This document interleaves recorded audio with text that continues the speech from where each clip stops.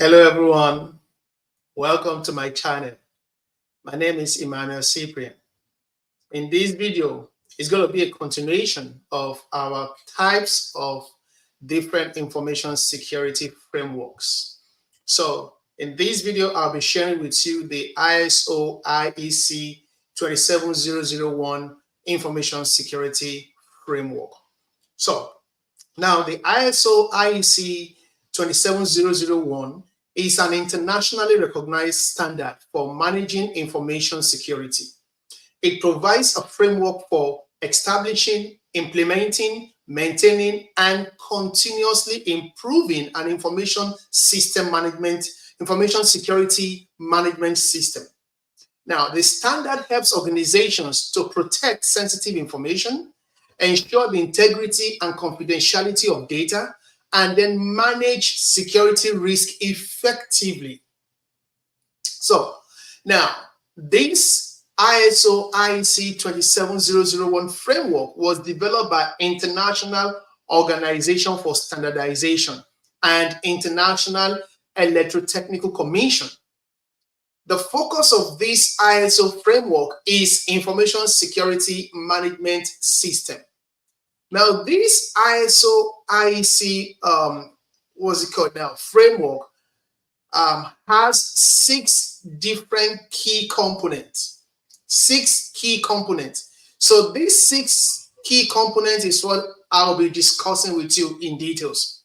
So follow me as we go. So the first key component of this ISO IEC 27001 framework is information security management system. So what does that mean? The core of ISO 27001 is information security management system, which outlines policies, procedures, and controls to manage and protect sensitive information. The ISMS helps organizations identify risk and vulnerabilities, design security measures, and continuously assess and improve their security postures. So that is that first component of ISO 27001. It focuses on information security management system, and it helps organizations to help develop policies, procedures, and controls in order to be able to manage sensitive information. It also helps organizations identify risk and vulnerabilities, design security measures, and continuously improve on that. So that is the number one, key focus of ISO 27001 framework. The second key focus of this framework is the Annex A. This Annex A is all about control objectives and controls.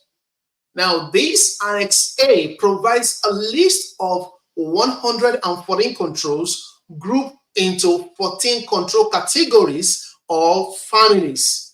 These controls guides organizations in safeguarding their information systems and processes. So let's look at these few of these controls. Now, A.5 is the information security policies. And this establishes a set of information security policies, ensures policies are communicated and maintained.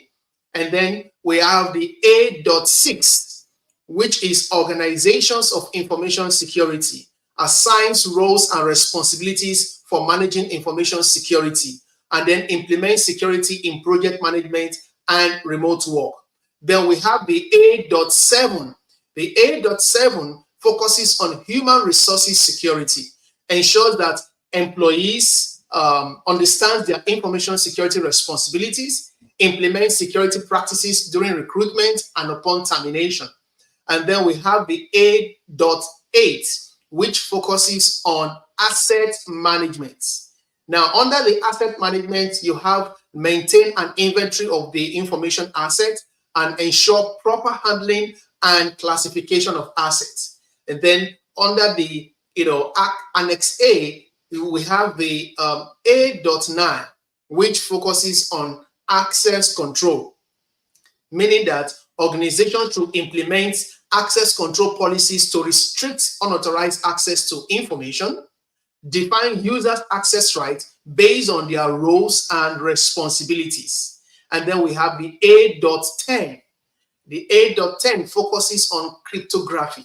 Use encryption and cryptographic controls to protect sensitive, both at rest and in transit. So that is A.10. And then we have the A.11, which focuses on physical and environmental security.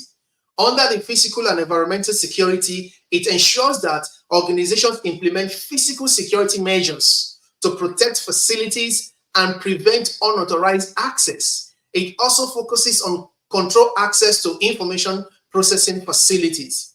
Now, we also have the A.12, which focuses on operation security, and that manages and protects IT and operation process. It also implements logging, monitoring, and incidents management process. We have the A.13, which focuses on communication security, ensures the secure exchange of information across networks, implements controls for network security and integrity.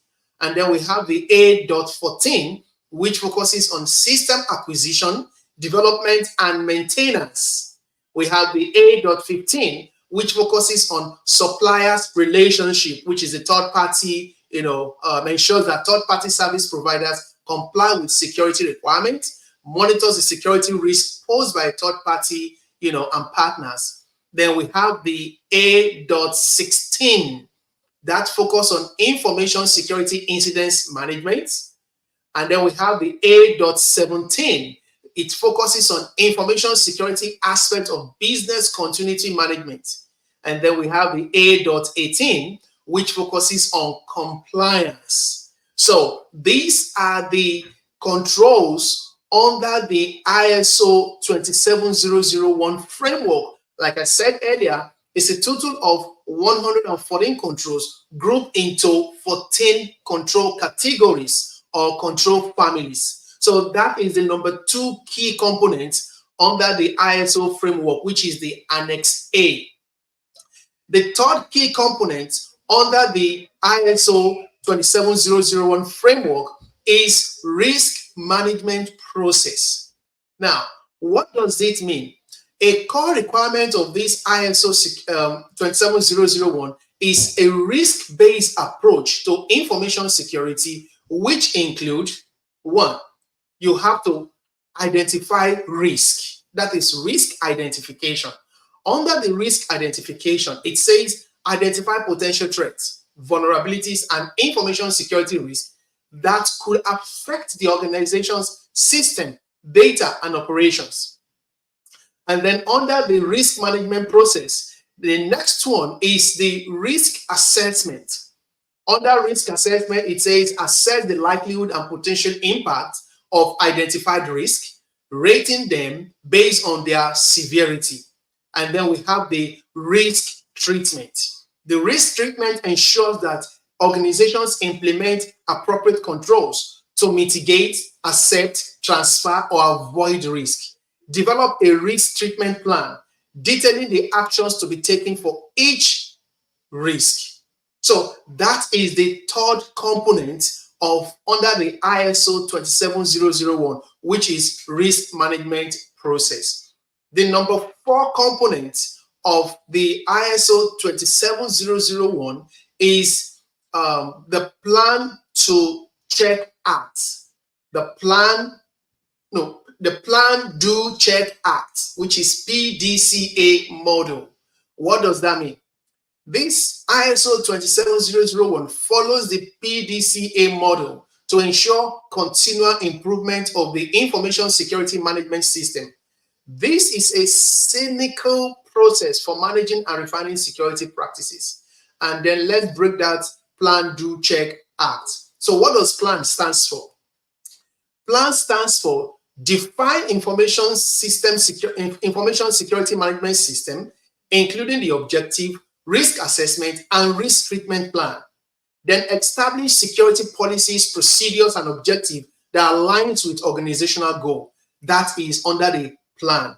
Then do means that you implement the information security management system, apply security risk, conduct employees training, and managing the operational aspects of information security. So that is the do. And then the check means you monitor, you measure, and then you evaluate the performance of the information security management system. You conduct internal audits to verify the effectiveness of controls and ensure that every areas of improvement are identified. And then what does the act, do? Under the act, you take corrective, and preventive action based on the audit report and performance review, and continuously improve your information security management system to address emerging threats and vulnerability. So that is the number 4 component under the ISO 27001 framework. Then the 5th component is the documentation requirement. Now, under this documentation requirement, what does it include? It includes information security policies. It includes risk assessment reports. It includes statement of applicability. And then it includes risk treatment plan. So that is what you'll find under the documentation requirement component: risk, information security policy, risk assessment report, statement of applicability, and risk treatment plan. And then the 6th key component is the certification process. Now, this certification process has steps. There are, we have steps to the certification. And what are the steps? 1, gap analysis. You identify gap between current security practice and then the ISO 27001 requirement. 2, the second step is you implement, that is implementation. Address the gap and fully implement the information security management system. And then the third step is internal audits. Conduct an internal audit to verify that the controls are implemented and functioning effectively. The 4th step is certification audit, stage 1. That is, a certification body reviews your information security management system documentations to ensure compliance.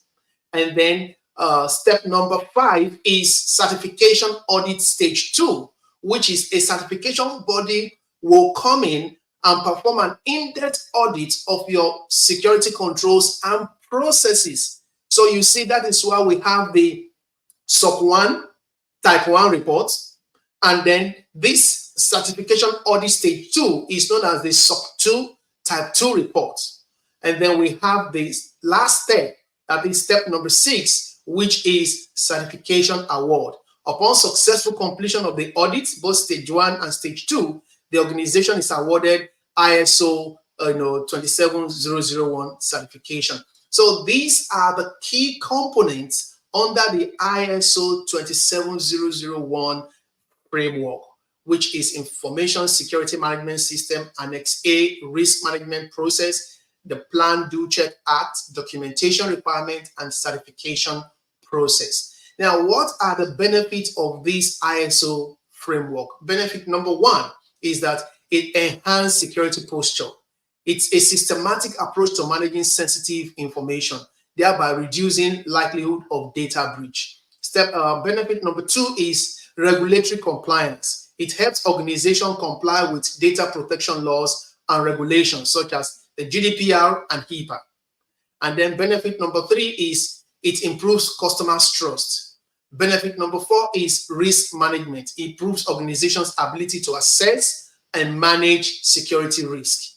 And then we have the benefit number 5, which is continuous improvement. Continuous improvement. Now, what are the industries that uses this ISO 27001 framework? 1, the healthcare industry. It helps to protect patients' data, comply with healthcare regulations. 2, we have financial organizations to secure financial data and comply with financial regulations such as PCI DSS. And then other industries include the technology, that is the cloud and the SaaS providers. Government agencies as well also, uses this ISO 27001. It's an international information system security standard. So it is used all over the world. So in conclusion, the ISO 27001 framework is a comprehensive standard for managing information security. It helps organizations of all sizes and industry protect sensitive information, manage risk, and improve their overall security posture. That by adhering to the standards, organizations can enhance their resilience in cyber threats and build trust with stakeholders through certification and continuous improvement. So this is the high-level overview information that I'm providing to you regarding on this ISO 27001 framework. Like I said, I'll try as much as possible to bring up high-level discussion or information on each of those different types of framework. If this video makes sense to you, please don't forget to subscribe to my channel. Don't forget to like this video, share this video. Please drop your comments. If I've missed anything out of this, please drop your comment. I'm not a monopoly of the knowledge. Drop your comment and I'll greatly appreciate that. And then turn on your notification button so that you get notified when I post new videos on my channel. Thank you.